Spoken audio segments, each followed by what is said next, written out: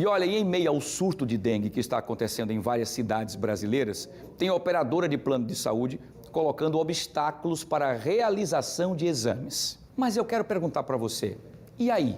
As operadoras são obrigadas a fazer esses exames ou não? Isso é um assunto para a Mônica Hermílio, que está ao vivo agora comigo, e o que a gente quer saber, o que é que diz, inclusive, a Agência Nacional de Saúde, a ANS, em relação a isso. Cada vez mais vão tentando cercear os nossos direitos de uma situação de sobrevivência, né, no momento que nós estamos vivendo tão delicado. É isso, Mônica? Pois é, Wilson, a gente percebe, né, que com o passar do tempo, com novas doenças aparecendo, surtos, né, aparecendo, a medicina vai precisando mudar, os procedimentos vão precisando ser aplicados e o direito, né, que regula tudo isso precisa também mudar e acompanhar. Para falar sobre isso, sobre essa obrigatoriedade e o que é que a ANS fala a respeito dessa obrigação, vou conversar com Juliano Pessoa, advogado especialista em direito médico. Tudo vai acontecendo, novas doenças, novas necessidades médicas, os planos de saúde não estão acompanhando ou realmente fazem aquele se colar-colou, nega para que o paciente possa entrar na justiça. Boa tarde. Boa tarde, Mônica. Boa tarde, Wilson, quem nos assiste. Veja, primeiro eu queria destacar, Mônica, a seriedade do que a gente está tratando aqui, né? Já são mais de 1,6 milhões de casos no país, então, ou seja, é extremamente sério o caso. E, infelizmente, realmente, como o Wilson destacou na abertura, ainda a gente assiste casos práticos de pacientes que o médico prescreve, ou seja, a realização do exame para a detecção da doença, para fechar o diagnóstico, se o paciente estaria ou não, e ele encontra dificuldade na realização desse tipo de exame, tá? Das mais diversas. E aí é importante que a gente utilize uma ferramenta que a gente sempre reforça aqui, que é a questão da ANS, ou seja, a agência reguladora, ela é atuante nesses casos. Então, não vale a pena o paciente ficar se desgastando com a própria operadora.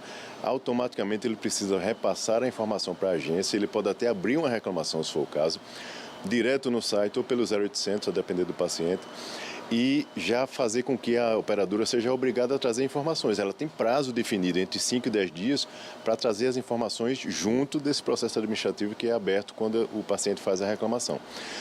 Por quê? O tempo, muitas vezes, é crucial nesse fechamento do diagnóstico, né? Quanto mais precocemente o diagnóstico é fechado, maiores são as chances de êxito no tratamento e do médico saber qual é o caminho que ele vai escolher para poder fazer com que aquele paciente saia, se for o caso de determinada situação. Então, é isso que a gente não pode conceber. As operadoras precisam, né, a gente sempre ressalta isso, ter ideia do seu papel. Ela presta um serviço lá na ponta público. O serviço de saúde é um serviço essencial para a população e a gente não pode brincar, principalmente, especialmente, diante de uma situação com essa dimensão. Inclusive, com essa burocracia, se demorar para que esse paciente faça esse exame e se, por causa disso, o caso dele se agravar, de repente evoluir para um óbito, o que a família pode fazer? Porque a vida daquele paciente, daquela pessoa, não vai poder voltar. Mas existe alguma manobra que a família pode fazer para acionar judicialmente essa operadora, já que essa burocracia leva alguns dias? Isso, veja, diante de um caso tão grave como você menciona, de fato a reparação e a responsabilização disso certamente viria posteriormente. Mas você tocou num ponto interessante que é a questão do prazo, que eu também destaquei aqui. E veja, se for um caso de urgência e emergência, tem que ser autorizado imediatamente. E vale ressaltar aqui para quem nos assiste que a autorização ela deve ser procedida ali, no laboratório. Não tem que ficar encaminhando o paciente que ele tem que ir na sede, que ele tem que ir em tal lugar. Não, ele tem que ser autorizado ali naquele momento. E se o médico destacar naquele encaminhamento, que é um caso de urgência, de emergência, ou seja, tem que ter brevidade naquela resposta, não tem prazo, tem que ser autorizado de imediato. Se for eletivo, como a gente chama, uma solicitação para dirimir uma dúvida ali se o paciente está detectado ou não, aí sim ele tem esses prazos de até 3 dias úteis para poder autorizar a realização daquele procedimento. Mas muitas vezes, infelizmente, até esse prazo é ultrapassado e o paciente fica ali numa peregrinação. Casos mais graves, Mônica, veja só, se houver urgência e houver obstáculo da operadora, o paciente pode até realizar, pegando toda a documentação e comprovação do pagamento daquilo ali e pleitear um posterior reembolso diante da urgência. Então, há como ele esperar, a saúde não espera. Então, é importante que as pessoas se certifiquem dessas questões, que cercam cada caso e automaticamente ele já busca a ANS. Independente se ele vai pagar, se ele não vai pagar, ele abre a reclamação porque a operadora ela terá que prestar esclarecimento formal sobre aquela questão em si, do que aconteceu.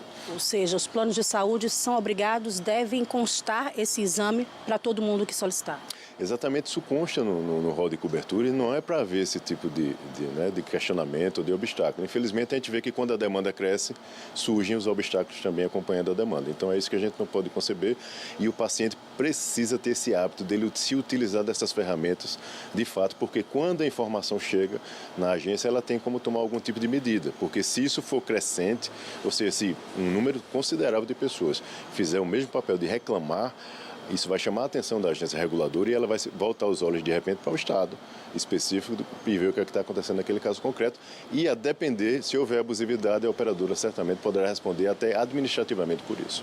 Ok, obrigado pelas informações. Eu conversei com o advogado especialista em direito médico Juliano Pessoa, portanto está aí, esclarecido para quem precisar realmente os planos de saúde devem cobrir esse tipo de exame. Voltamos com você, Wilson. Muito bem, Mônica, nós estamos vivendo um momento ainda não de surto de dengue, mas muitos casos têm crescido, praticamente 55% tem aumentado do ano passado para cá, os casos aí. Nós temos o Brasil vivendo surtos em 7 estados.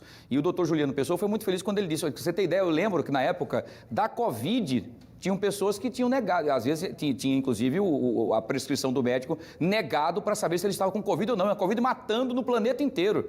Então é importante, né, doutor Juliano, que as pessoas busquem inclusive os seus direitos, batam o pé, e era isso que eu ia perguntar, e o senhor brilhantemente no final acabou dizendo, qual seria a punição para os planos de saúde, para as operadoras que não estão cumprindo o seu papel, porque eles são apenas operadores. A grande autoridade dessa história é o médico que fez a prescrição. Se o médico pediu, é ele que autoriza, é ele que está pedindo. Se ele está pedindo, é porque a pessoa precisa. Não está brincando de fazer exame, não está brincando para saber, para fechar um diagnóstico. Então, a vida da pessoa está em risco e eu espero que as operadoras esqueçam um pouco mais da questão mercantilista, né? Enfim, mais financeira e pensem que são pessoas que vocês são clientes, são seres humanos, tá bom? Muito bem. Obrigado, Mônica. Obrigado, doutor Juliano Pessoa, mais uma vez pela participação, como sempre, brilhante, trazendo prestação de serviço.